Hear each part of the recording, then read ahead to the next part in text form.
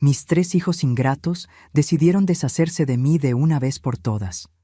Nos dejaron, a mi esposo Antonio y a mí, en una carretera desierta, abandonándonos a nuestra suerte para morir bajo el sol abrasador.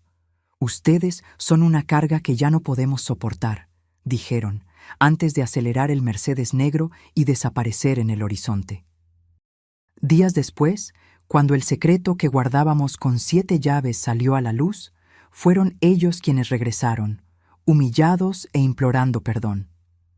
Pero antes de continuar, asegúrate de estar suscrito al canal y escribe en los comentarios, ¿desde dónde estás viendo este video?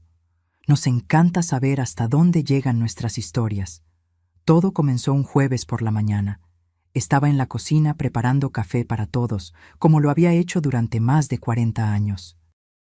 A los 72, mis manos ya no tenían la misma firmeza, pero aún podía freír huevos y hacer un café que José decía que era el mejor del mundo. Esa mañana, sin embargo, había un peso en el aire, una tensión que conocía bien después de meses viviendo con mis 3 hijos en la casa que alguna vez fue solo nuestra. Sentí los pasos de Claudia incluso antes de verla. Mi hija mayor entró en la cocina todavía en bata, con el rostro tan cerrado como una puerta con llave. «Mamá, ¿cuántos huevos estás friendo?» La pregunta llegó cargada de acusación. «Solo 4, hija. 1 para cada uno». Ella suspiró dramáticamente, arrojando una pila de facturas sobre la mesa. Inmediatamente reconocí las recetas médicas de José. Mi esposo había sufrido del corazón durante años y las medicinas eran nuestro mayor gasto. $600, mamá. 600. ¿Sabes cuánto representa eso en mi presupuesto mensual? No respondí. Las palabras se quedaron atrapadas en mi garganta como espinas de pescado. En ese instante, José apareció en la puerta, caminando despacio, apoyándose en las paredes. A los 75 años, cada paso parecía una batalla para él. Su rostro, antes lleno de vida, estaba marcado por una tristeza que me partía el corazón. «Buenos días, hija», dijo, intentando sonreír. Claudia ni siquiera respondió. Tomó un pedazo de pan, lo untó con mantequilla con enojo y salió de la cocina como si estuviéramos contaminados por alguna enfermedad contagiosa. Nos sentamos a la mesa en silencio, comiendo despacio. Miré a José y vi lágrimas formándose en las esquinas de sus ojos cansados. Ese hombre había construido esta casa con sus propias manos, ladrillo por ladrillo. Había trabajado 6 días a la semana durante 4 décadas para darles a sus hijos todo lo que podíamos ofrecer. Y ahora éramos tratados como intrusos en nuestro propio hogar. «Ellos tienen razón, Teresa», murmuró José, mirando su plato. «Estamos dando demasiados problemas».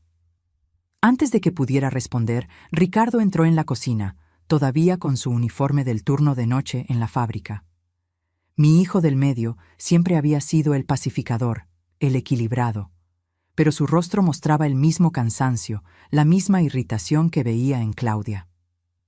«Papá, mamá, necesito hablar con ustedes». Se sentó pesadamente en la silla, frotándose el rostro con sus manos callosas. «Esta situación no puede continuar. Están viendo las facturas médicas, ¿verdad?» «Hijo, podemos intentar reducir las medicinas», respondió José con voz temblorosa. «Hablar con el médico sobre alternativas más baratas». Ricardo sacudió la cabeza. «No es solo eso, es todo. La comida, la luz, el espacio. Esta casa ya no da para 5 adultos». «¿Y qué sugieres?», pregunté, aunque ya sabía la respuesta. «Hay un lugar». «Un hogar para ancianos. No es de los peores. Tendrían asistencia médica, compañía de personas de su misma edad». «¿Estás hablando de internarnos?». La voz de José salió como un susurro asustado. «No es internamiento, papá.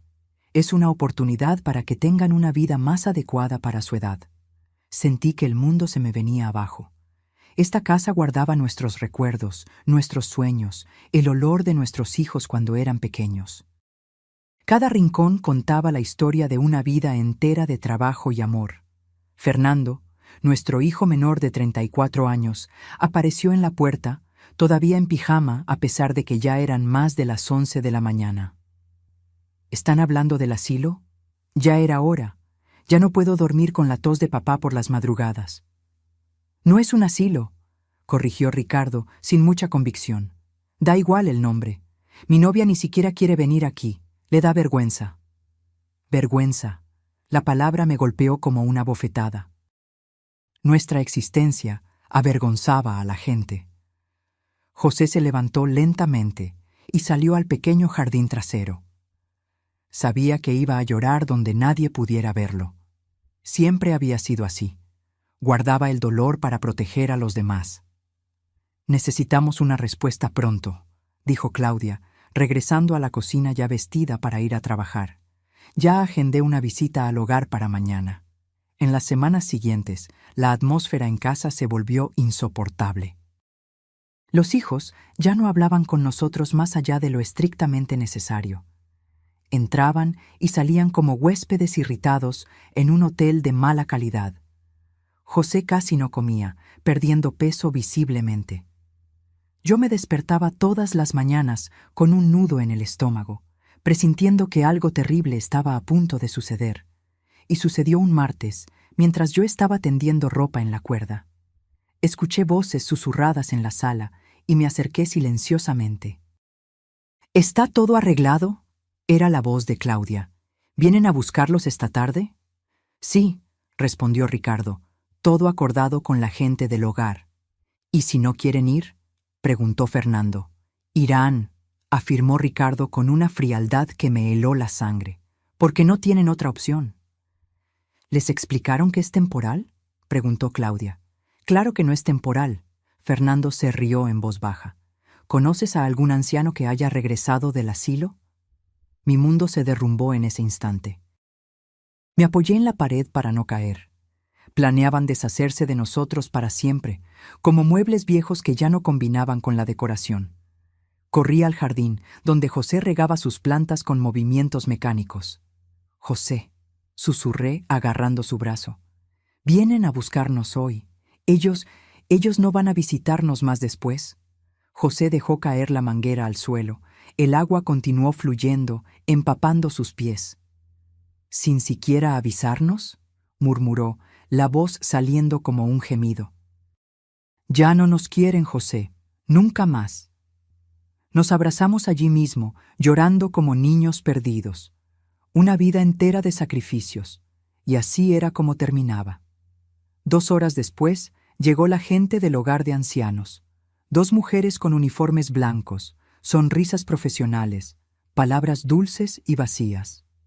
Nuestros hijos fingieron tristeza para las empleadas, prometieron visitas semanales, llamadas diarias. Entramos en la camioneta sin mirar atrás. A través de la ventana vi a Ricardo, Claudia y Fernando regresar rápidamente a la casa, como criminales huyendo de la escena del crimen. Teresa, susurró José, sosteniendo mi mano. ¿Cómo llegamos a esto?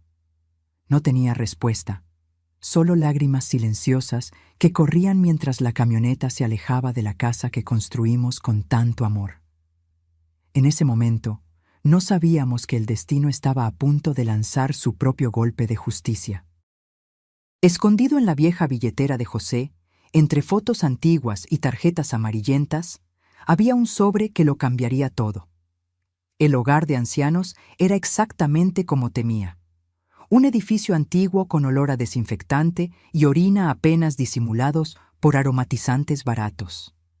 Nos pusieron en una habitación colectiva con otras 6 personas, separándonos con una cortina de tela que apenas ofrecía privacidad.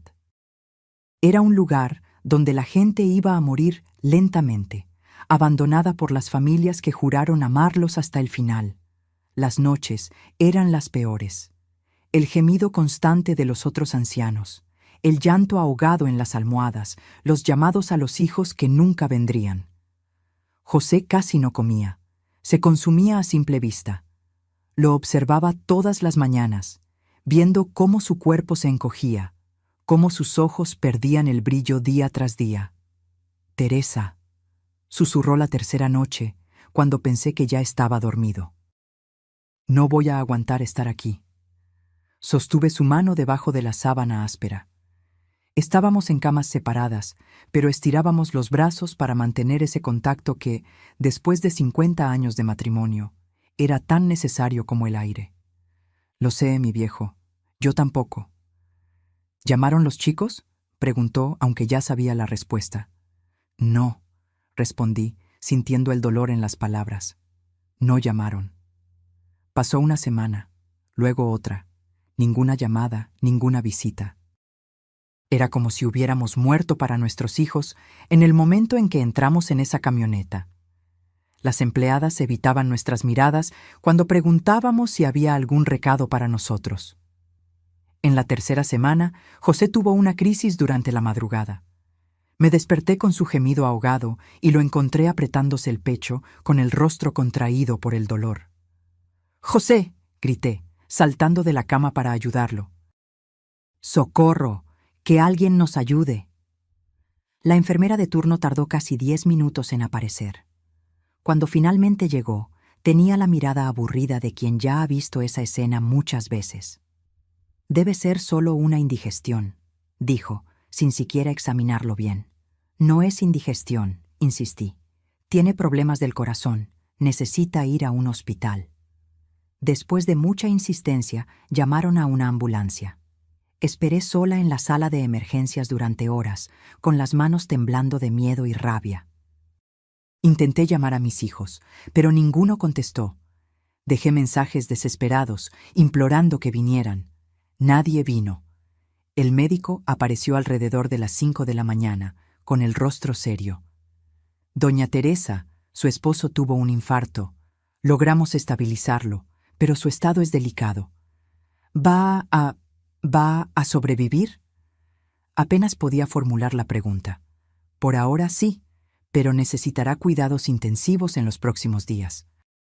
Pasé la noche entera sentada al lado de la cama de José en la UCI, observando los monitores, contando cada latido de su corazón como si fuera un tesoro precioso.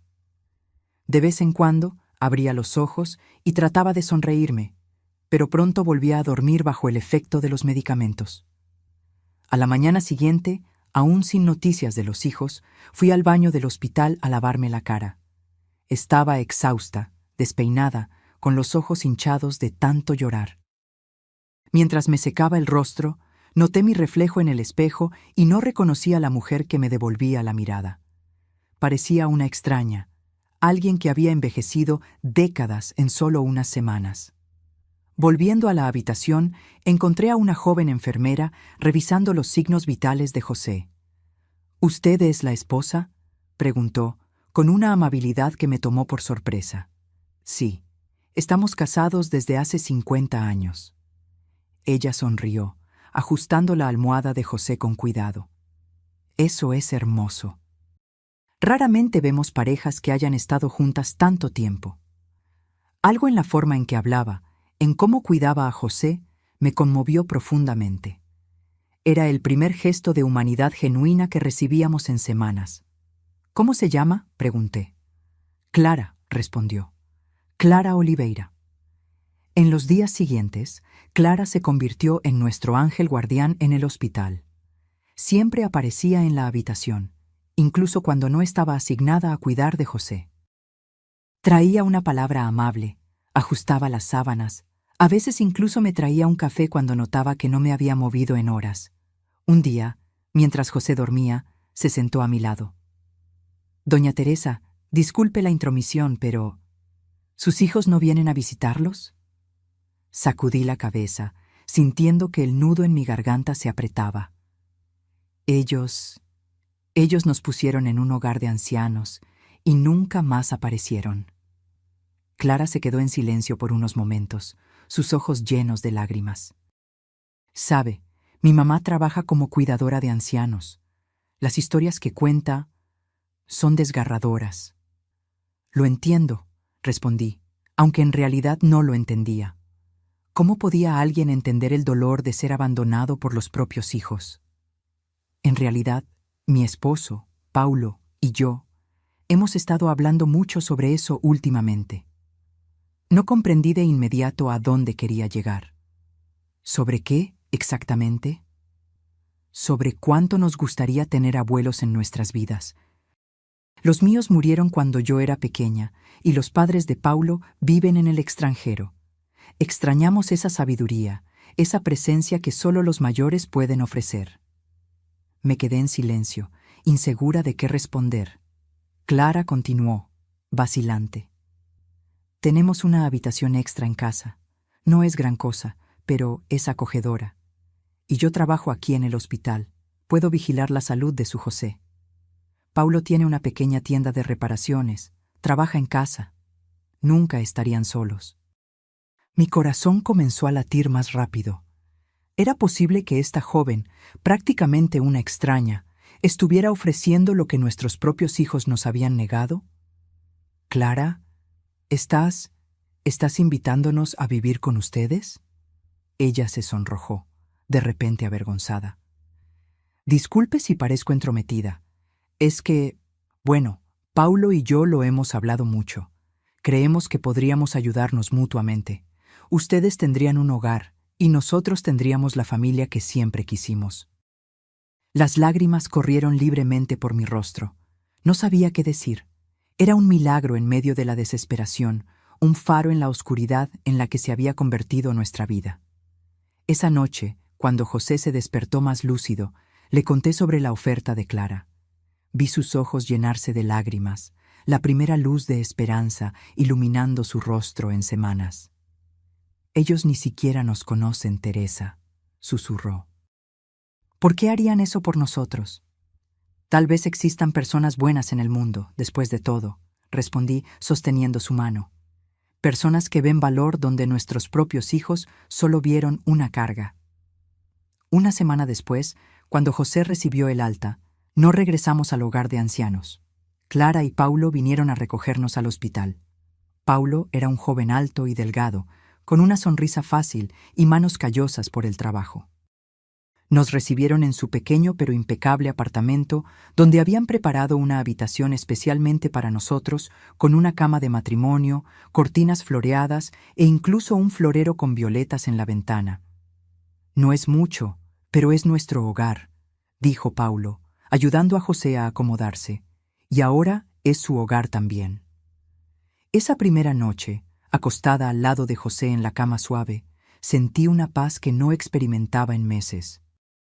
Él sostuvo mi mano como lo hacía todas las noches durante 50 años.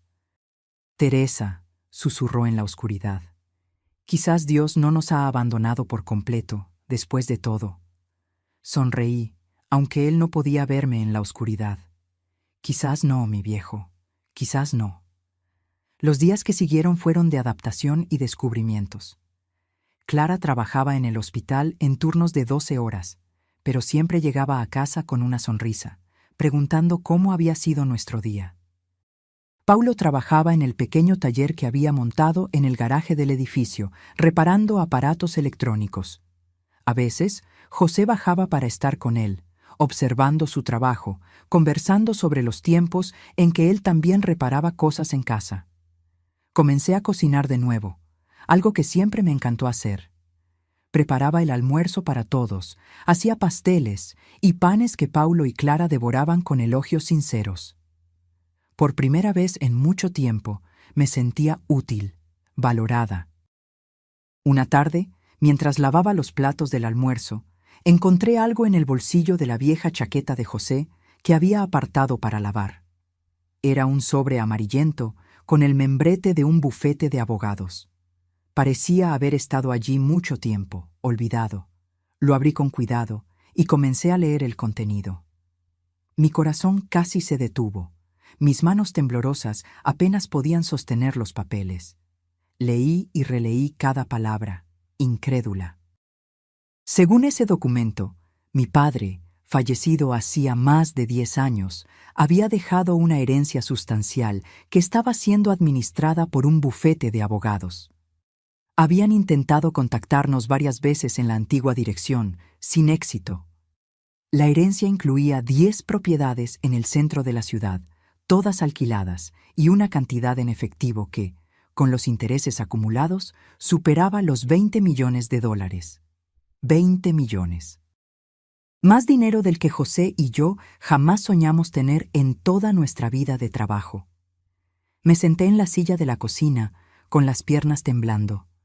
¿Cómo había llegado ese sobre a la chaqueta de José? ¿Por qué nunca lo habíamos visto antes? Y entonces, como un relámpago, la comprensión me golpeó.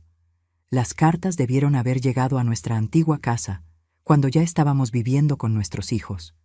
Debieron haber interceptado todo. Esperé a que José regresara del taller con Paulo para mostrarle el documento. Cuando lo leyó, su rostro pasó de la incredulidad a la comprensión y finalmente a la rabia. Ellos lo sabían, Teresa. Nuestros hijos sabían de este dinero y aún así nos trataron como basura. Clara y Paulo estaban en la sala cuando les contamos sobre el descubrimiento.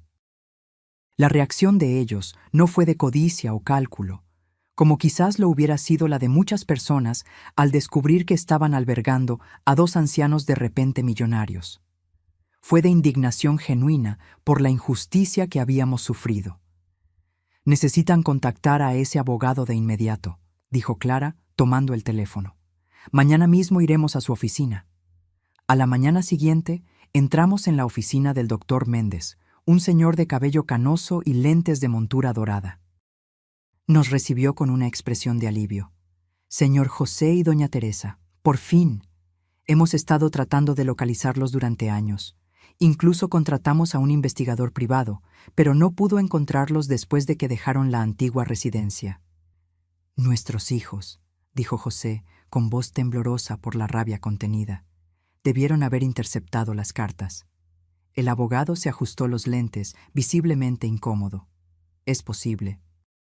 Recibimos algunas llamadas de personas que decían ser sus hijos, pidiendo información sobre la herencia. Naturalmente, no proporcionamos detalles sin la presencia de los legítimos herederos. Pasamos las horas siguientes firmando documentos, actualizando registros y escuchando explicaciones sobre cómo acceder a nuestros bienes. Al final, el doctor Méndez nos entregó una tarjeta bancaria provisional. Esta tarjeta está vinculada a una de las cuentas corrientes. Le puse un límite diario de $50,000 para retiros y transferencias, hasta que regularicemos toda la documentación. 50,000. Una cantidad que antes me parecería una fortuna inimaginable, ahora era solo un límite diario. Salimos de la oficina en silencio, absorbiendo el cambio drástico en nuestra situación. En el taxi de regreso a casa, José sostuvo mi mano con fuerza. «¿Qué vamos a hacer ahora, Teresa?» Miré por la ventana, viendo la ciudad pasar. «Primero seguiremos con Clara y Paulo. Nos acogieron cuando no teníamos nada, merecen nuestra lealtad». José asintió. «Y nuestros hijos lo descubrirán, tarde o temprano». Sentí un nudo formarse en mi garganta. Por más que el dolor del abandono todavía estuviera fresco, eran nuestros hijos, sangre de nuestra sangre. Vamos a esperar. Vendrán a buscarnos cuando lo sepan. De hecho, no tardaron mucho. 2 semanas después de regularizar la situación con el abogado, estábamos desayunando cuando sonó el interfono. Paulo contestó y regresó con el rostro tenso. «Doña Teresa, son sus hijos, los 3. Dicen que necesitan hablar con ustedes urgentemente». Intercambié una mirada con José. Lo esperábamos, pero no tan pronto. Clara se levantó, instintivamente protectora. «¿Quieren que los eche?» José negó con la cabeza. «No, escucharemos lo que tienen que decir». Cuando abrí la puerta, apenas reconocí a mis propios hijos, todos vestidos impecablemente, como si fueran a una reunión importante. Claudia usaba joyas caras, Ricardo lucía un reloj que seguramente costaba varios salarios, y Fernando vestía una camisa de marca que jamás podría comprar con lo poco que trabajaba. «Mamá». Claudia se adelantó para abrazarme, pero retrocedí instintivamente. «Estábamos tan preocupados. Los buscamos por todas partes».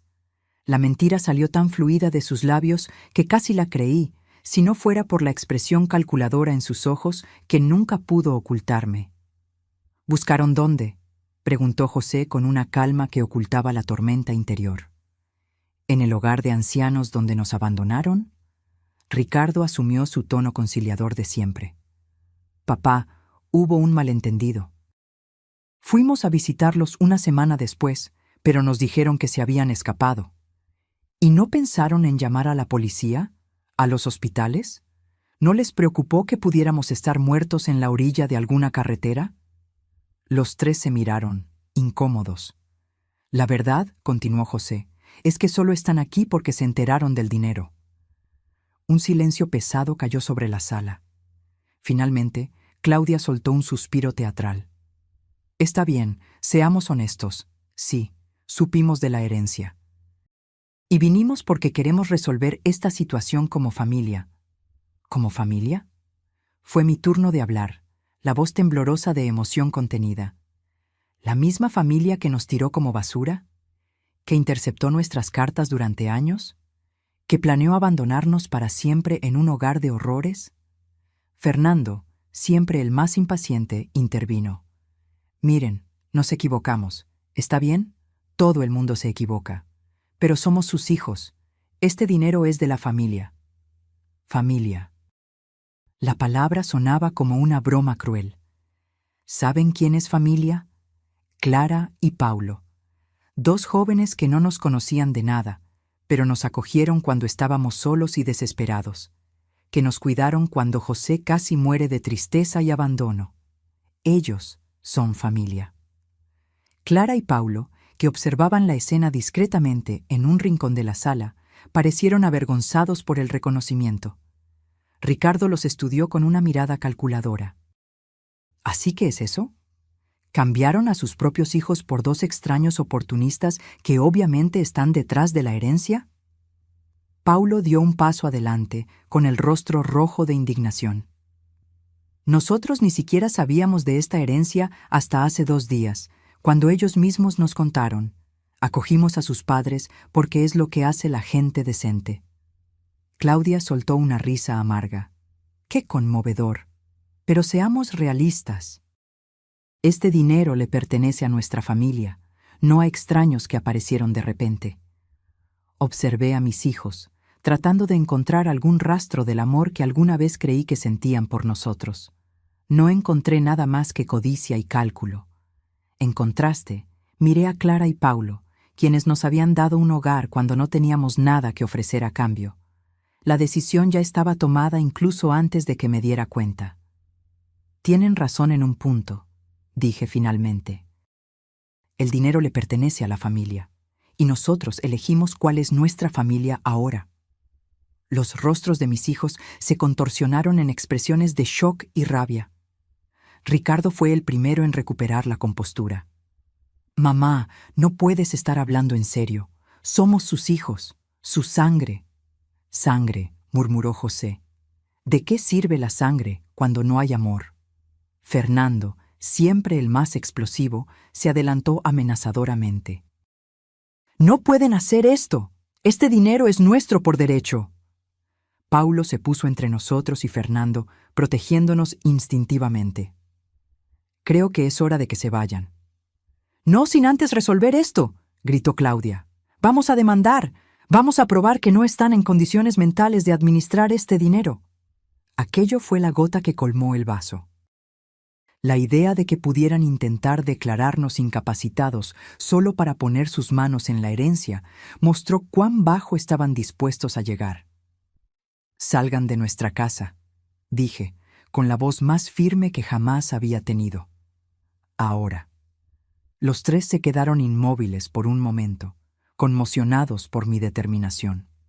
Luego, como una tormenta que finalmente se desata, comenzaron a gritar acusaciones, amenazas, promesas de volver. Paulo llamó a la seguridad del edificio, que amablemente, pero con firmeza, escoltó a mis hijos hacia la salida. Antes de irse, Claudia se dio la vuelta una última vez, con los ojos brillando de rabia.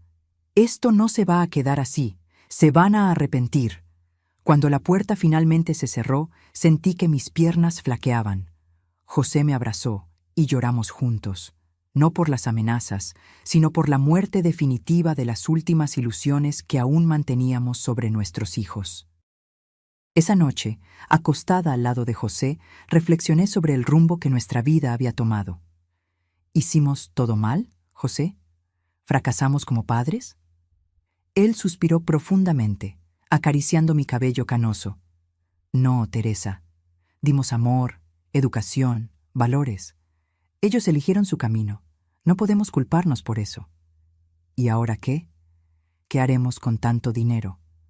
Viviremos, Teresa. Viviremos los años que nos quedan con dignidad y propósito, y ayudaremos a quienes realmente merecen ser ayudados. Me dormí con esas palabras resonando en mi mente, imaginando las posibilidades que se abrían ante nosotros. Era como si, por primera vez en mucho tiempo, el futuro no fuera solo un horizonte sombrío de abandono y soledad, sino un campo abierto de posibilidades. Los meses siguientes fueron de transformación. Con parte del dinero, compramos un apartamento amplio en el mismo edificio donde vivían Clara y Paulo. Insistimos en que se mudaran con nosotros, formando una familia no por sangre, sino por elección. Al principio, dudaron. Doña Teresa, argumentó Clara, no nos deben nada. Hicimos lo que cualquier persona con corazón haría. Precisamente por eso los queremos cerca, respondí, porque los corazones, como los de ustedes, son raros. El apartamento tenía 4 habitaciones, una sala espaciosa con vista al parque de la ciudad y una cocina amplia donde volví a preparar comidas para todos con gusto. José consiguió un rincón en el balcón para sus plantas, que florecieron junto con su ánimo renovado. Paulo montó un taller mejor en el edificio, con equipos nuevos que le compramos. Su negocio de reparaciones creció rápidamente y pronto pudo contratar a 2 ayudantes. Clara continuó trabajando en el hospital, pero redujo su carga horaria para tener más tiempo con nosotros. Nuestra nueva vida parecía un sueño después de la pesadilla que habíamos vivido. Pero la sombra del pasado seguía persiguiéndonos. Nuestros hijos no se rindieron fácilmente. Primero, llegaron las cartas de abogados, alegando que no estábamos mentalmente aptos para gestionar nuestro patrimonio. El doctor Méndez, nuestro abogado, se encargó de responder a todas con evaluaciones médicas que comprobaban nuestra cordura. Luego, intentaron abordarnos en público.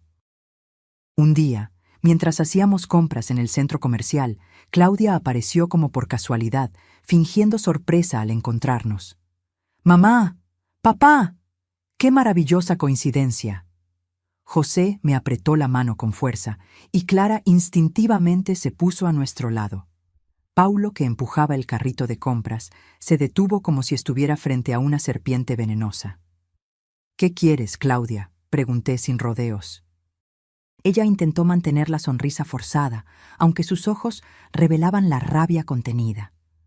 «Solo quería ver cómo están. Los extraño».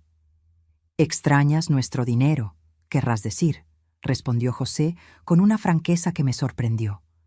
La sonrisa de Claudia desapareció como hielo al sol. «Eso no es justo, papá. Somos una familia». «Lo éramos», corregí. «Ahora tenemos una nueva familia, una que nos valora por lo que somos, no por lo que tenemos». Clara y Paulo se mantuvieron en silencio, pero sus presencias firmes a nuestro lado decían más que cualquier palabra. Claudia los miró con desprecio apenas disimulado. Estos oportunistas los convencieron en contra de sus propios hijos. ¿No se dan cuenta de que están siendo manipulados? Fue Paulo quien respondió, con una calma que contrastaba con la furia en sus ojos. «La única manipulación que veo es la suya, intentando que sus padres se sientan culpables después de todo lo que hicieron». Salimos del centro comercial rápidamente después de ese encuentro, sintiendo la mirada de Claudia siguiéndonos como un depredador frustrado. De camino a casa, José se quedó en silencio, con el rostro tenso y pálido. «¿José?», lo llamé, preocupada. «¿Te sientes mal?». Él negó con la cabeza, pero vi una lágrima solitaria correr por su rostro arrugado. «Es solo que, por más que sé que hicieron algo mal, duele ver que se convirtieron en esas personas». Esa noche fue difícil. José tuvo pesadillas, despertándose varias veces llamando a los hijos, Yo lo abrazaba, tratando de alejar los fantasmas que lo atormentaban, pero sabía que algunas heridas eran demasiado profundas para sanar por completo. A la semana siguiente, recibí una llamada inesperada. Era Sonia, la esposa de Ricardo. Siempre tuvimos una relación cordial, aunque nunca cercana. Parecía nerviosa al teléfono. «Doña Teresa, ¿puedo encontrarla para hablar? ¿Solo nosotras dos?» Dudé, temiendo otra trampa de mis hijos, pero algo en su voz parecía sincero. «Está bien, pero quiero que sea en un lugar público». Nos encontramos en una cafetería en el centro. Sonia estaba abatida, con ojeras profundas y las manos temblando al sostener la taza de café. Esperó a que el mesero se alejara antes de hablar. Vine sin que Ricardo lo supiera. Si él descubre que estoy aquí... «¿Qué está pasando, Sonia?» Ella respiró hondo, como si estuviera tomando coraje. «Las cosas están complicadas desde que ustedes se fueron. Al principio pensé que realmente habían aceptado ir al hogar de ancianos. Ricardo decía que era lo mejor para todos, que estarían mejor cuidados allí». Me quedé en silencio, esperando que continuara. Cuando descubrí que se habían escapado, me asusté. Quise llamar a la policía, a los hospitales, pero Ricardo... Él dijo que ustedes estaban bien, que habían decidido vivir por su cuenta. ¿Y tú le creíste? Ella sacudió la cabeza, avergonzada. No por completo, pero él es mi esposo, y nunca imaginé... ¿Nunca imaginaste que nos habían abandonado para morir? Sonia se cubrió el rostro con las manos, llorando silenciosamente. Perdóneme, doña Teresa. Debería haber hecho más. Debería haber insistido. Sentí que la rabia se diluía un poco ante esa mujer rota frente a mí. ¿Por qué me cuentas esto ahora? Ella se secó las lágrimas con una servilleta. Porque ya no puedo más. Desde que se enteraron de la herencia, están obsesionados. Solo hablan de eso, solo planean cómo conseguir ese dinero. Ya no reconozco a mi esposo. ¿Y tus nietos? ¿Cómo están? La mención de los nietos pareció desencadenar una nueva ola de lágrimas. Los niños preguntan por ustedes, los extrañan, pero Ricardo les prohibió hablar del tema. Sentí un dolor agudo en el pecho. Mis nietos, privados incluso de mencionar nuestros nombres. ¿Qué quieres de mí, Sonia? Ella respiró hondo, pareciendo finalmente llegar al punto. Quiero pedirles que no corten por completo los lazos con sus nietos. Ellos no tienen la culpa de las elecciones de sus padres. Era una petición justa. Los niños realmente no tenían la culpa. ¿Cómo puedo verlos si Ricardo les prohibió incluso que hablen de nosotros? Yo podría traerlos a visitarlos cuando él esté trabajando. La propuesta era tentadora, pero peligrosa. ¿Eso no te pondría en riesgo? Sonia sonrió tristemente. Algunas cosas valen el riesgo, doña Teresa. Los niños necesitan saber que todavía tienen abuelos que los aman.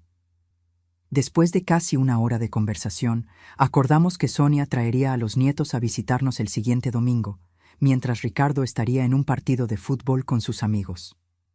Volví a casa con sentimientos contradictorios. La alegría por la posibilidad de reencontrarme con los nietos se mezclaba con el miedo a más dolor, más conflictos. Cuando se lo conté a José, vi sus ojos iluminarse por primera vez en días. «Los nietecitos, Teresa. Vamos a ver a nuestros nietecitos». Clara y Paulo nos apoyaron, pero con cautela. «Tenemos que asegurarnos de que no sea una trampa», dijo Paulo. «¿Qué tal si me quedo cerca durante la visita?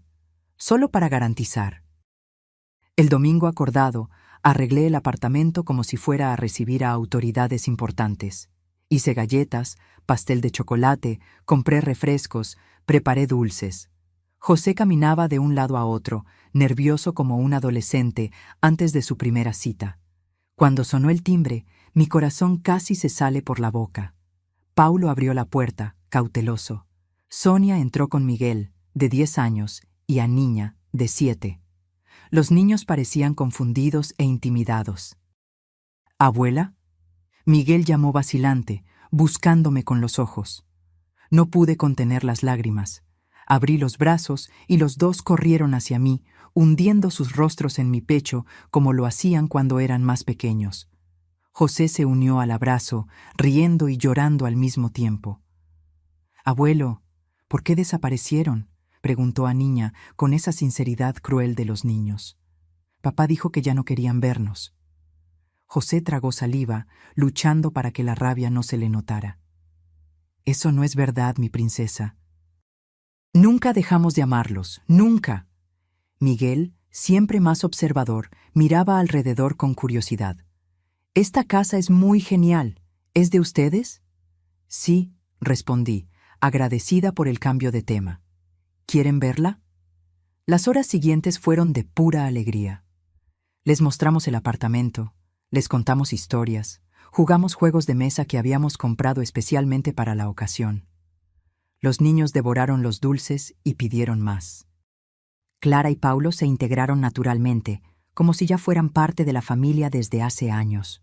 Cuando llegó la hora de partir, ninguno de nosotros quería que terminara. Miguel me abrazó con fuerza, susurrándome al oído. «Abuela, ¿puedo venir más veces? Prometo no decírselo a papá».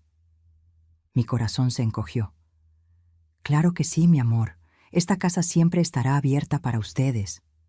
Sonia prometió traerlos de nuevo cuando fuera seguro. Después de que se fueron, José y yo nos abrazamos en silencio, procesando la montaña rusa emocional que había sido esa tarde. «Son nuestros», susurró él. «Nadie puede quitarnos esto». Esa visita fue como agua en el desierto para nuestras almas resecas por el dolor del abandono. Nos dio fuerzas para continuar, para mirar más allá del sufrimiento y ver posibilidades de felicidad. A la semana siguiente, comenzamos a concretar un plan que se había estado formando en nuestras mentes desde hacía algún tiempo.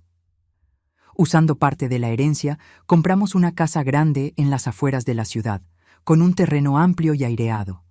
Hablamos con Clara sobre la idea de transformar el lugar en un hogar para ancianos abandonados, no un depósito de personas como aquel del que escapamos, sino un verdadero hogar. Sería un lugar donde las personas mayores pudieran vivir con dignidad, expliqué, con asistencia médica de calidad, actividades, atención. Clara se entusiasmó con la idea. «Puedo coordinar la parte de salud.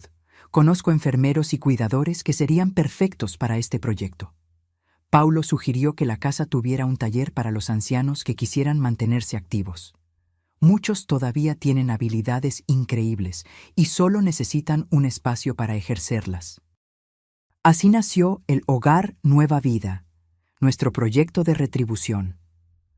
No por venganza contra nuestros hijos, sino como una forma de transformar nuestro dolor en algo positivo, para que otras personas como nosotros no tuvieran que pasar por el mismo infierno. El Hogar Nueva Vida se convirtió rápidamente en el centro de nuestras vidas. Contratamos un equipo de profesionales liderados por Clara: enfermeros, cuidadores, fisioterapeutas, nutricionistas. Paulo supervisaba el mantenimiento y los talleres de trabajos manuales. José se dedicaba al jardín, enseñando a otros ancianos a cultivar flores y hortalizas. Y yo coordinaba la cocina, asegurando que todas las comidas fueran sabrosas y nutritivas, como las que preparaba para mi familia. Nuestra primera residente fue doña Conceição, una señora de 80 años que rescatamos del mismo hogar de horrores del que habíamos escapado. Cuando la encontramos, estaba delgada, apática, casi rendida. Sus hijos la visitaban una vez al año, en Navidad, por obligación. En el Hogar Nueva Vida, doña Conceição recuperó el brillo en los ojos. Descubrimos que había sido profesora de piano y le conseguimos un instrumento para que pudiera volver a tocar. Luego vino don Alberto, un ex carpintero de 78 años, abandonado en un hospital después de un derrame leve. La familia simplemente no regresó a buscarlo después del alta. En el taller de Paulo, don Alberto redescubrió la alegría de trabajar con la madera, incluso con sus limitaciones físicas. Pronto estaba enseñando a otros ancianos a hacer pequeños objetos, marcos de fotos, cajitas, juguetes. En 6 meses, el hogar tenía 15 residentes, cada uno con su historia de abandono, cada uno encontrando nuevos propósitos. Transformamos el sufrimiento en misión, y eso nos trajo una paz que no imaginábamos posible. Las visitas de los nietos continuaron, siempre a escondidas. A Miguel y a Niña les encantaba ir al hogar, donde jugaban con los abuelos y abuelas postizos, como llamaban cariñosamente a los residentes. Sonia se convirtió en una aliada importante, ayudándonos a mantener contacto con los niños sin que Ricardo lo supiera. Un día, sin embargo, sucedió lo inevitable. Estábamos almorzando con los nietos en el hogar cuando un coche familiar entró estridentemente en el estacionamiento. Ricardo salió dando un portazo, con el rostro contorsionado de furia. «¡Lo sabía! ¡Sabía que me estabas traicionando!», le gritó a Sonia, que palideció al instante. Los niños corrieron detrás de mí, asustados por la explosión de su padre. José se levantó, apoyándose en el bastón que usaba los días en que el dolor en las piernas era más fuerte. «Ricardo, cálmate. Los niños solo vinieron a visitar a sus abuelos». «¿Abuelos?», escupió la palabra como si fuera veneno. «Ya no son nada para nosotros. Eligieron el dinero en lugar de la familia». «¿Nosotros elegimos el dinero?». La voz de José temblaba, pero no de miedo, sino de indignación. «Ustedes que nos abandonaron cuando pensaban que no teníamos nada. Ustedes que escondieron nuestras cartas, que mintieron, que nos tiraron en un lugar para morir». Ricardo se adelantó amenazadoramente, pero Paulo y 2 empleados del hogar se interpusieron entre él y nosotros. «Salga de aquí ahora», dijo Paulo con una autoridad tranquila, «o llamaremos a la policía». «¿La policía?». Ricardo se rió amargamente. «¿Por qué? ¿Por querer proteger a mis hijos de ancianos manipuladores?». En ese momento, Miguel dio un paso al frente, enfrentándose a su padre con una valentía sorprendente para sus 10 años. «Papá, estás mintiendo. El abuelo y la abuela nunca nos manipularon. Son ustedes los que no nos dejan verlos». Ricardo pareció aturdido por la intervención de su hijo. Por un momento, vi un destello de vergüenza en sus ojos, pero pasó rápido, reemplazado por la rabia familiar. «Al coche, todos ustedes, ahora».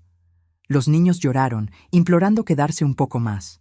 Sonia intentó calmarlos, prometiendo que volverían, pero yo sabía, por la mirada dura de Ricardo, que él haría cualquier cosa para que eso no sucediera.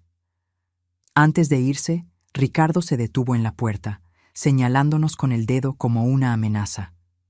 «Esto va a terminar. Ya verán. Nadie me roba a mis hijos». Después de que se fueron, me derrumbé en una silla, sintiendo el peso de cada uno de mis 72 años. José se acercó, poniendo su mano en mi hombro. «Ellos van a volver, Teresa. Algún día lo entenderán». «¿Pero cuándo, José? ¿Cuánto tiempo más nos queda en esta vida?». Él no tenía respuesta. Nadie la tenía. A la semana siguiente, recibimos una notificación judicial.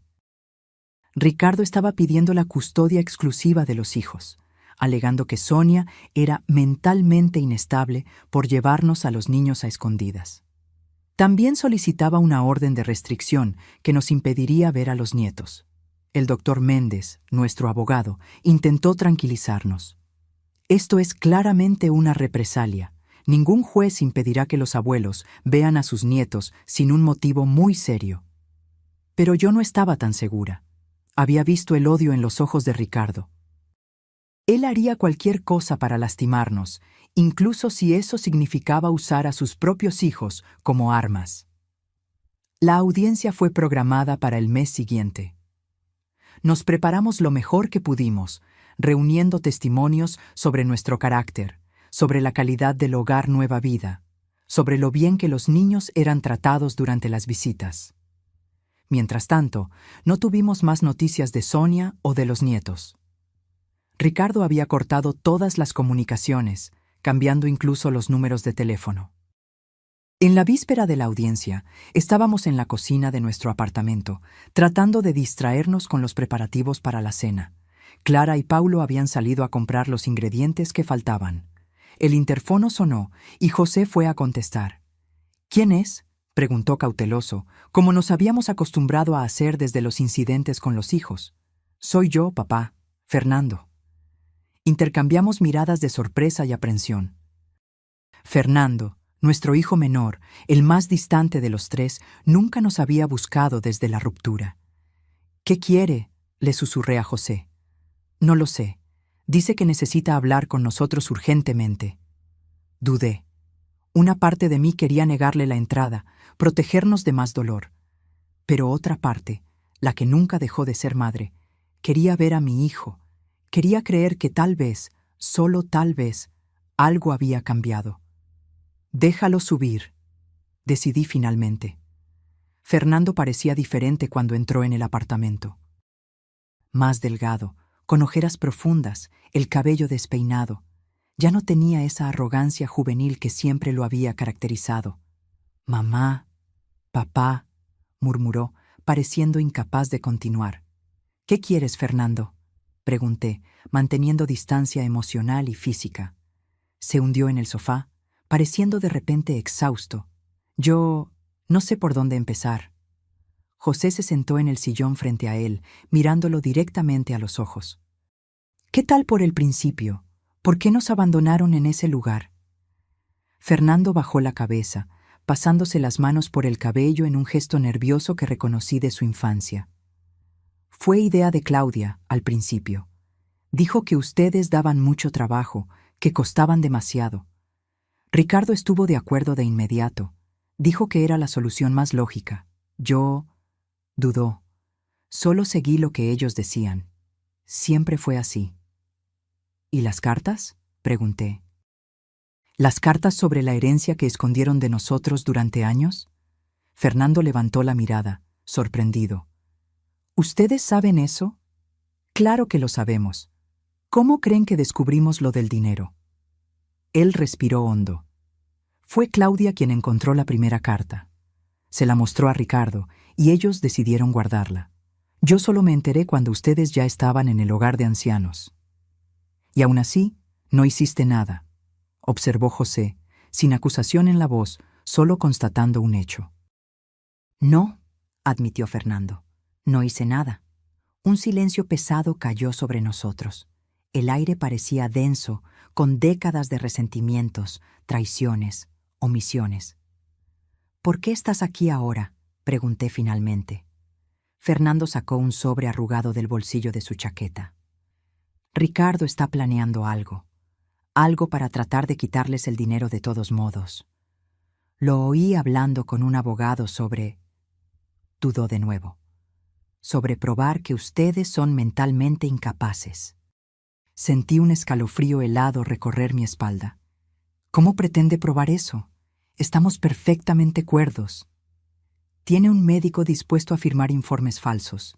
Los presentará mañana en la audiencia de custodia, como prueba de que son peligrosos para los niños. José palideció. ¿Llegaría a ese punto? ¿Usar a sus propios hijos así? Fernando asintió tristemente. No se imaginan lo obsesionado que está con ese dinero. Ya no es el Ricardo que conocíamos.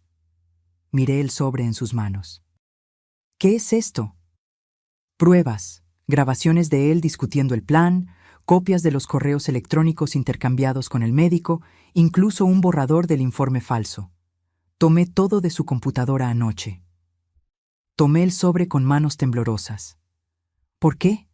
¿Por qué nos estás ayudando ahora? Fernando se quedó en silencio por tanto tiempo que pensé que no respondería. Cuando finalmente habló, su voz estaba quebrada. Porque me arrepiento. Todos los días me arrepiento. No del dinero que perdí, aunque, sí, al principio era solo eso. Pero me arrepiento de no haber sido lo suficientemente hombre para defenderlos, de haber dejado que Claudia y Ricardo decidieran todo, de haber sido un cobarde. Las lágrimas corrían libremente por su rostro ahora, sin que hiciera ningún esfuerzo por esconderlas. Sé que es demasiado tarde, sé que nunca me perdonarán, y ni siquiera lo pido, solo no quiero que Ricardo lastime a nadie más. Ni a ustedes, ni a Sonia, ni a los niños. José se levantó con dificultad y, para mi sorpresa, se acercó a Fernando. Puso su mano en el hombro de su hijo, en un gesto que no veía desde hacía tanto tiempo que parecía pertenecer a otra vida. Nunca es demasiado tarde para hacer lo correcto, hijo. Fernando levantó la mirada, con esperanza e incredulidad luchando en sus ojos hinchados por las lágrimas. En ese momento, escuchamos la llave girando en la puerta. Clara y Paulo habían regresado de las compras. Al ver a Fernando, Paulo instintivamente se puso delante de Clara, en una postura protectora. ¿Qué hace él aquí? José hizo un gesto tranquilizador. «Está todo bien, Paulo. Fernando vino a ayudarnos». Clara miró con desconfianza, con las bolsas de la compra aún en las manos. ¿Ayudarlos cómo? Le expliqué brevemente la situación mientras José llevaba a Fernando a la cocina para que tomara un café. Paulo examinó el contenido del sobre, verificando la autenticidad de los documentos. «Si esto es cierto, el juez se comerá vivo a Ricardo mañana», comentó, hojeando los papeles. «Es cierto», afirmó Fernando desde la cocina. «Yo estaba allí cuando él lo planeó todo». «Puedo testificar». Clara se acercó a mí, preocupada. «¿Estás bien con esto? ¿Con él aquí?» Miré a la cocina, donde José y Fernando conversaban en voz baja. Había tanta historia entre nosotros, tanto dolor, tanto amor desperdiciado. «No lo sé», respondí honestamente, «pero creo que es un comienzo». Esa noche, Fernando durmió en el sofá de la sala. Antes de que nos fuéramos a la cama, me llamó. «Mamá, ¿puedo preguntarte algo?» «Claro». ¿Por qué el hogar Nueva Vida? ¿Por qué usar el dinero para ayudar a otros ancianos en lugar de, no sé, viajar por el mundo, disfrutar? La pregunta me tomó por sorpresa, no por la duda en sí, sino por el hecho de que Fernando estuviera genuinamente interesado. «Porque entendemos el dolor», respondí simplemente. «Porque sabemos lo que es ser abandonado, ser tratado como algo desechable, y porque descubrimos que la mejor forma de curar nuestro propio dolor es ayudando a otros a curar los suyos». Fernando asintió lentamente, procesando. «Ustedes son mejores personas de lo que nosotros seremos jamás». «No, hijo. Solo aprendimos algunas lecciones de la manera más difícil».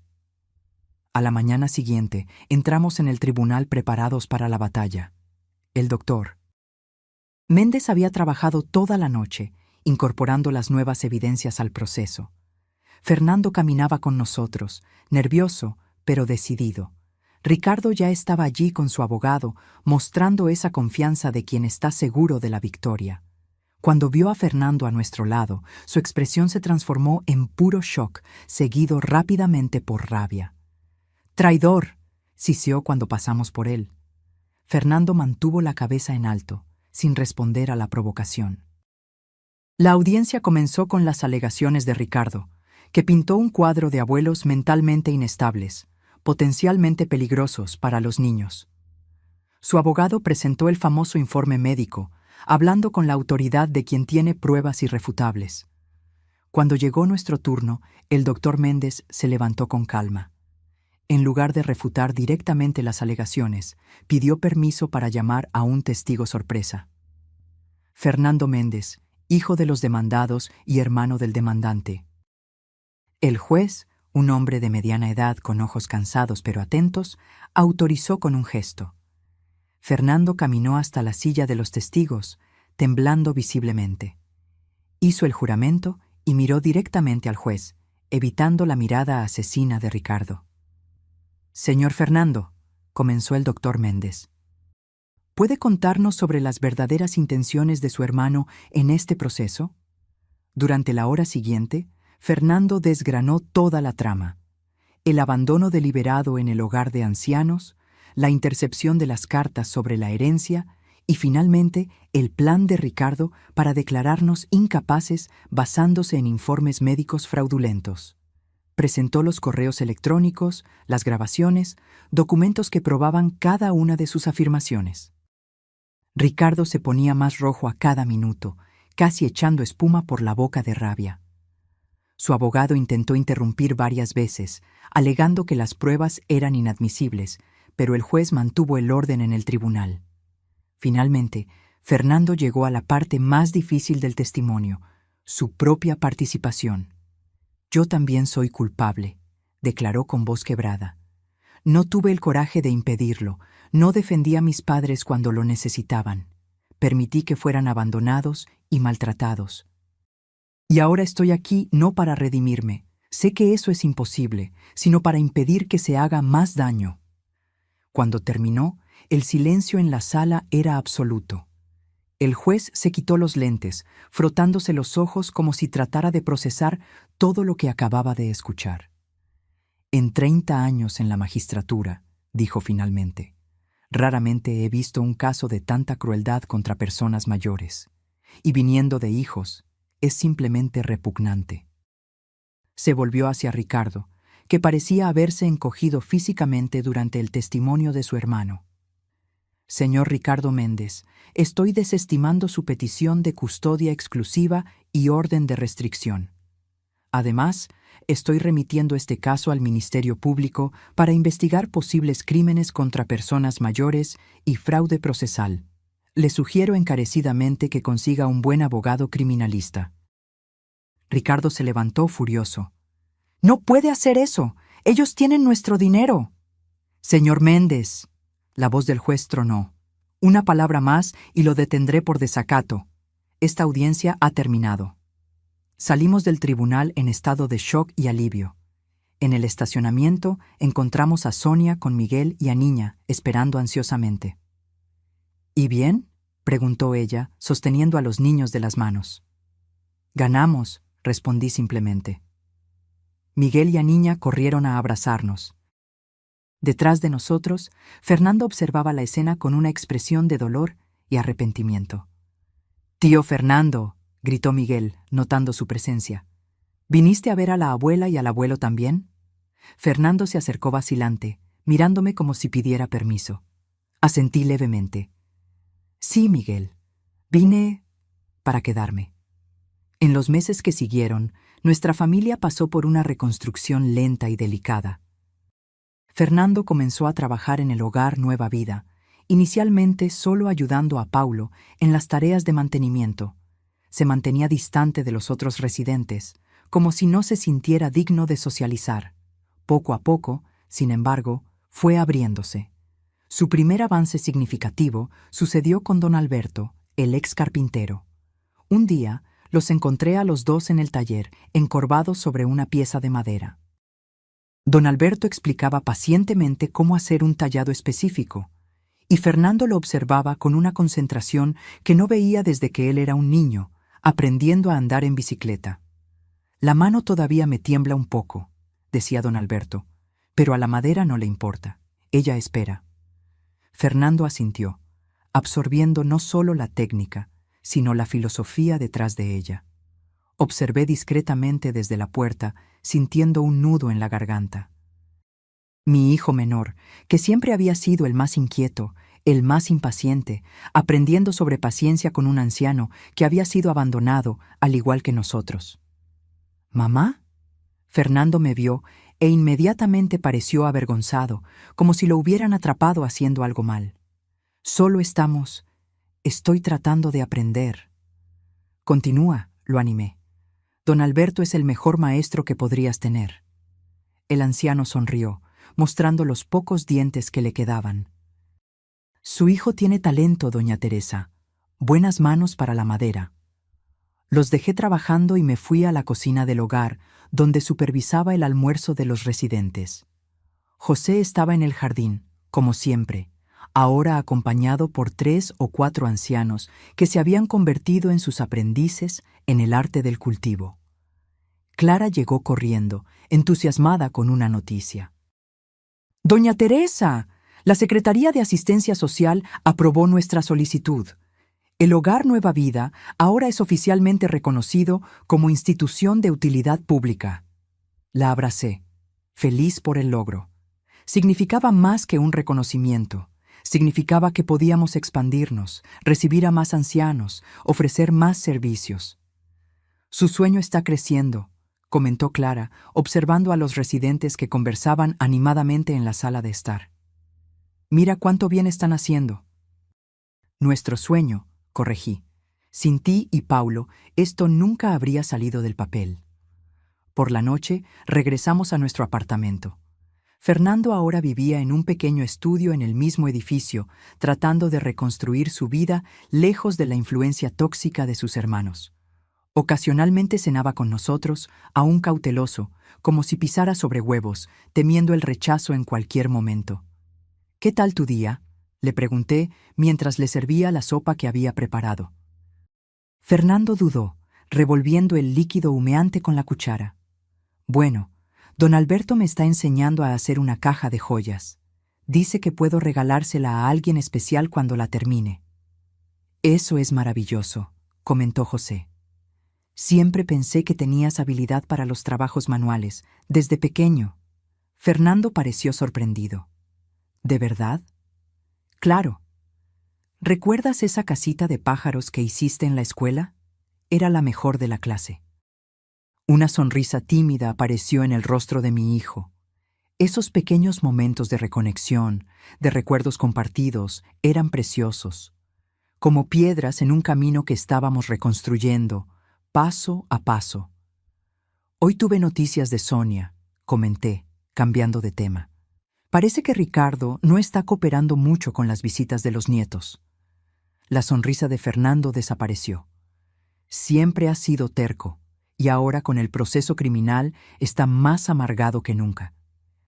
Ricardo enfrentaba acusaciones de fraude procesal e intento de estafa por el informe médico falso. Claudia, aunque no estaba directamente involucrada en esa parte, también respondía por abandono de personas mayores. Los procesos avanzaban lentamente en la justicia. «Los niños preguntaron si pueden venir el domingo», continué. «Sonia dijo que los traerá, aunque a Ricardo no le guste». «Puedo quedarme en mi apartamento ese día si prefieren», ofreció Fernando mirando el plato. «Sé que mi presencia puede complicar las cosas». José puso su mano sobre el brazo de su hijo. «No, ahora eres parte de la familia. A los chicos les gustará ver a su tío». Fernando asintió, demasiado emocionado para responder. El domingo llegó rápidamente. Miguel y Aniña vinieron con Sonia, trayendo dibujos que habían hecho en la escuela. Fernando estaba nervioso, esperando el rechazo de los niños. Para su sorpresa, Miguel corrió a abrazarlo.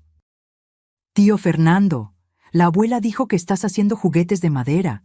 ¿Puedes hacerme un camión?». La tensión se disolvió instantáneamente. Fernando prometió que haría el mejor camión de madera que Miguel jamás hubiera visto. Aniña pidió una casita de muñecas, y pronto todos estaban sentados en la mesa, dibujando proyectos para los juguetes. Observé la escena con el corazón desbordado. No era una reconciliación completa. Algunas heridas eran demasiado profundas para sanar por completo. Pero era un nuevo comienzo, una oportunidad para construir algo diferente. Sonia me llevó a un rincón, lejos de los demás. «Tengo noticias», susurró. «No son buenas». Mi corazón se aceleró. «¿Qué pasó?». «Ricardo está tratando de vender la casa, nuestra casa, donde vivimos con los niños». «¿Cómo? ¿Por qué?». «Tiene serios problemas financieros, los procesos, los abogados, y parece que perdió su trabajo por el escándalo. Anda bebiendo mucho, está agresivo».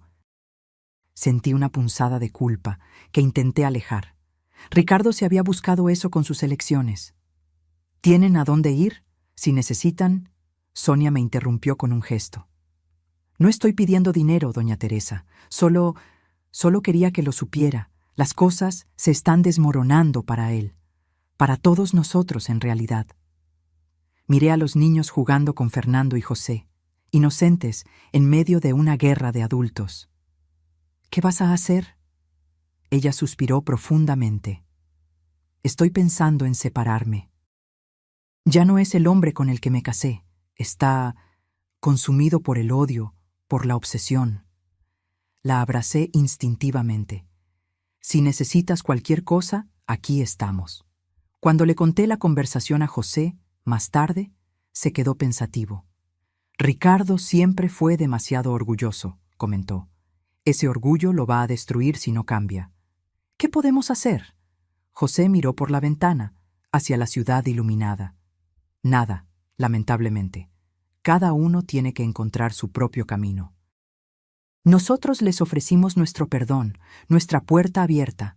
El resto depende de él. 2 semanas después, Fernando apareció en nuestro apartamento más temprano de lo habitual, con el rostro pálido.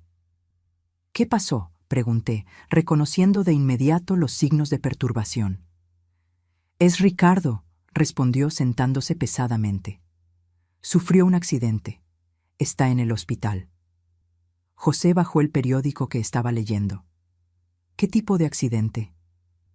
«Chocó el coche. Estaba borracho». Fernando se pasó las manos por el rostro. «Sonia me acaba de llamar. Dijo que está en la UCI, en situación crítica». Sentí que mi mundo se movía. Por más que Ricardo nos hubiera lastimado, por más rabia que sintiera, todavía era mi hijo. La idea de perderlo era insoportable. «Tenemos que ir al hospital», decidí de inmediato. José asintió, ya levantándose para buscar los abrigos. Fernando parecía sorprendido. «¿De verdad quieren ir? ¿Después de todo lo que él hizo?» «Fernando», dijo José con suavidad, «cuando tienes hijos, el amor nunca se acaba por completo. Puede quedar enterrado, puede transformarse, pero nunca desaparece». En el hospital encontramos a Sonia con los ojos hinchados de tanto llorar. Miguel y Aniña estaban con su abuela materna, protegidos del drama que se desarrollaba. El médico nos informó que Ricardo había sufrido un traumatismo craneal y una hemorragia interna. Le habían hecho una cirugía de emergencia, pero las próximas 48 horas serían cruciales. «Estaba tan trastornado los últimos días», contó Sonia. «Comenzó a beber temprano, salió conduciendo como un loco. El policía que atendió el accidente dijo que chocó contra un poste a más de 100 por hora. Esperamos en la sala de espera. El tiempo se arrastraba con la lentitud peculiar de los momentos de crisis. Fernando caminaba de un lado a otro. José sostenía mi mano, ambos perdidos en pensamientos y oraciones silenciosas. Cuando el médico regresó, su rostro serio nos contó la historia antes incluso de que hablara. «Lo siento», dijo simplemente. «Hicimos todo lo que pudimos». Sonia se desplomó en una silla, sollozando. Fernando se apoyó en la pared como si sus piernas ya no pudieran sostenerlo. José me abrazó fuerte y sentí sus lágrimas calientes contra mi cuello. Lloré por el hijo que había perdido 2 veces, una por la codicia, otra por la muerte. Lloré por el niño que alguna vez había sido, por el hombre en el que podría haberse convertido si hubiera tomado decisiones diferentes. En los días siguientes, como en una neblina, organizamos el funeral. Claudia apareció, con el rostro marcado no solo por el luto, sino por el miedo. Con la muerte de Ricardo, los procesos en su contra ganaban nuevo peso. Estaba sola ahora, sin su hermano para compartir la culpa. Cuando nuestras miradas se cruzaron en el cementerio, vi algo que nunca había visto antes en los ojos de mi hija: vulnerabilidad. Ya no había arrogancia, no había cálculo, solo una mujer devastada, enfrentando las consecuencias de sus elecciones. Después de la ceremonia, cuando casi todos se habían ido, Claudia se acercó vacilante. «Mamá», su voz era solo un susurro. «Yo no sé qué decir». La miré, a esta extraña que era mi hija. «Entonces no digas nada, a veces el silencio es mejor». Yo nunca quise que esto sucediera, con Ricardo, quiero decir. Nadie lo quiso, Claudia, pero nuestras acciones tienen consecuencias, muchas veces más allá de lo que podemos prever. Ella bajó la mirada, con las manos temblando levemente. «¿Qué va a pasar conmigo ahora?». La pregunta me tomó por sorpresa, no por el contenido, sino por la vulnerabilidad genuina que conllevaba. «Eso depende en parte de ti», respondí honestamente. «Los procesos continuarán, pero siempre hay espacio para la reparación, para el cambio». José, que se había acercado silenciosamente, añadió: «Nuestra puerta está abierta, Claudia. Siempre lo ha estado. Pero necesitas entrar con el corazón abierto, no con las viejas intenciones». Ella asintió. con lágrimas corriendo silenciosamente. No hubo abrazos, no hubo promesas. Solo esa pequeña apertura, esa posibilidad de un camino diferente. En el coche, de regreso a casa, José sostuvo mi mano. ¿Crees que ella realmente cambiará?, pregunté. No lo sé, respondió él con honestidad, pero todos merecen la oportunidad de intentarlo. Esa noche, mirando las fotos antiguas de nuestra familia, los 3 hijos pequeños, sonrientes, aún no marcados por las decisiones que tomarían, sentí una profunda melancolía. Tantas posibilidades, tantos caminos que podrían haberse tomado. No te tortures, mi amor, susurró José, sentándose a mi lado. El pasado ya pasó, solo podemos construir el futuro. Asentí, guardando el álbum. Tenía razón, como siempre. Al día siguiente, continuaríamos nuestro trabajo en el Hogar Nueva Vida.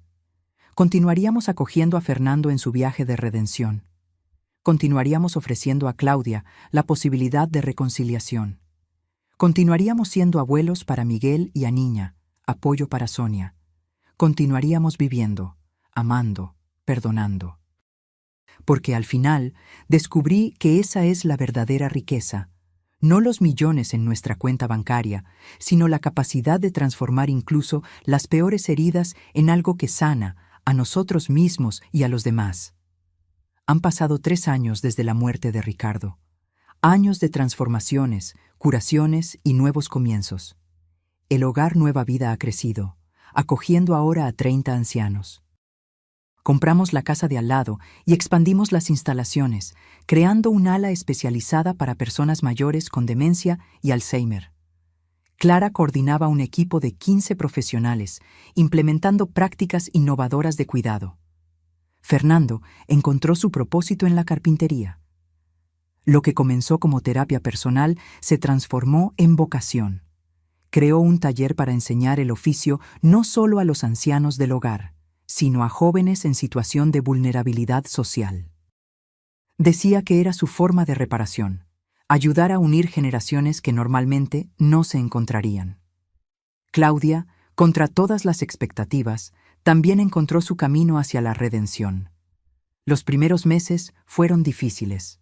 Cumplió servicios comunitarios como parte del acuerdo judicial por los crímenes contra nosotros, trabajando a regañadientes en el hogar. Recuerdo el día en que la vi cambiar de verdad.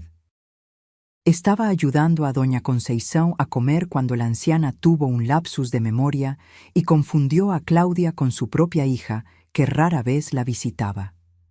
«Marina, qué bueno que viniste hoy», dijo doña Conceição, sosteniendo la mano de Claudia. «Te extrañé tanto». Vi a mi hija congelarse, sin saber cómo reaccionar. Por un momento pensé que corregiría a la señora, tal vez incluso con rudeza, pero para mi sorpresa, Claudia sonrió gentilmente. «Estoy aquí ahora», dijo simplemente, apretando la mano de la anciana. «¿Cómo se siente hoy?» Cuando doña Conceição se durmió después de la comida, Claudia salió de la sala visiblemente afectada. La encontré en el jardín, llorando silenciosamente. «Me llamó hija», murmuró cuando me acerqué. «Cree que su hija la abandonó, como nosotros hicimos con ustedes». No dije nada, solo me senté a su lado en el banco. Nunca había entendido realmente lo que les hicimos. Puse mi mano sobre la suya. «Ahora lo entiendes». «Es horrible», susurró ella. «¿Cómo pudimos hacer eso? ¿Cómo pude hacer eso con mis propios padres?» Esa tarde marcó el inicio de la verdadera transformación de Claudia. Comenzó a ser voluntaria en el hogar incluso después de cumplir su condena. Volvió a estudiar, graduándose en gerontología.